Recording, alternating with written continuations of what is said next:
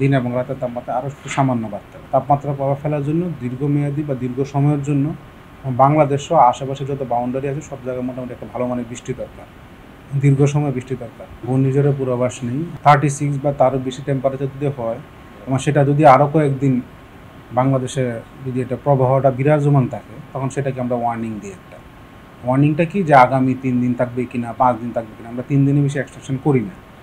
3 দিনের কাছাকাছি যখন চলে আসে সময় সেটাকে আমরা আপডেট করি।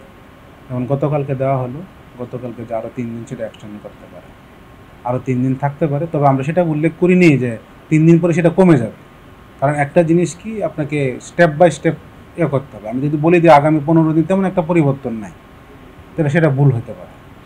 কারণ কি, যেহেতু ওয়েদার একটা কন্টিনিউয়াস চেঞ্জিং প্রসেস এবং নরওয়েস্টার পিরিয়ডে বা কালবৈশাখীর সময় যে সিস্টেম থেকে বৃষ্টি হয় সেটা আগে থেকে প্রেডিক্ট করা যায় না। এই জন্য আমরা সবসময় একটা নির্দিষ্ট সময়ের জন্য উল্লেখ করি।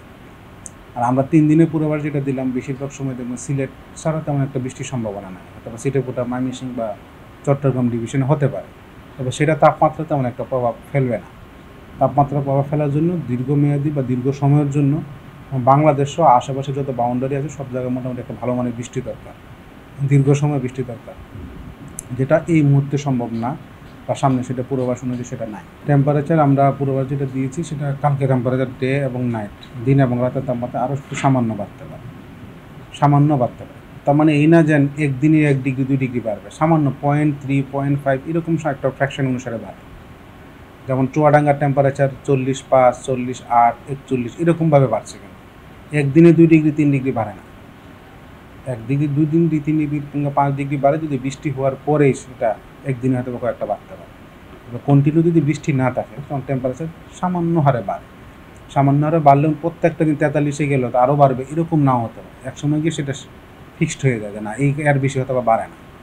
এই জন্য আমরা কিছু জায়গায় ওয়ার্নিং দিয়েছি যে 40-এর টেম্পারেচার বেশি, 40-এর বেশি টেম্পারেচার কোন জায়গায় বেশি হতে পারে আপনি এই ফিগারটা দেখেই বলতে পারবেন একটা কোথায়।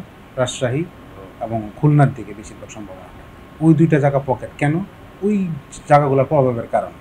ওই জন্য ওই জায়গাগুলোর টেম্পারেচার 40 বা তার বেশি আসতে পারে। আমার ওয়েস্ট বেঙ্গলে যদি 43 আসে, তা বাংলাদেশ ওয়েস্ট বেঙ্গলের কাছাকাছি জায়গাগুলো কোথায়, খুলনা ডিভিশন এবং রাজশাহী ডিভিশন, ওইগুলোর সাথে ওয়েস্ট বেঙ্গলের কানেকশনটা একটু বেশি।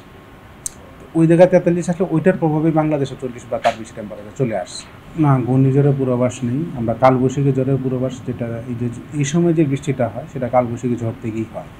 অথবা বাতাস তেমন একটা নাও থাকতে পারে, শিলাবৃষ্টি নাও হতে পারে, কিন্তু ওই সিস্টেমগুলো থেকে বৃষ্টিগুলো হয়। কারণ কি, এটা নির্দিষ্ট জায়গায় একটা তৈরি হয়, নির্দিষ্ট সময়ের জন্য হয় এবং নির্দিষ্ট স্থানে বৃষ্টি দিয়ে চলে যায়। কালবৈশাখী হতে পারে, সেটা সিলেটের সম্ভাবনাটা সবচেয়ে বেশি।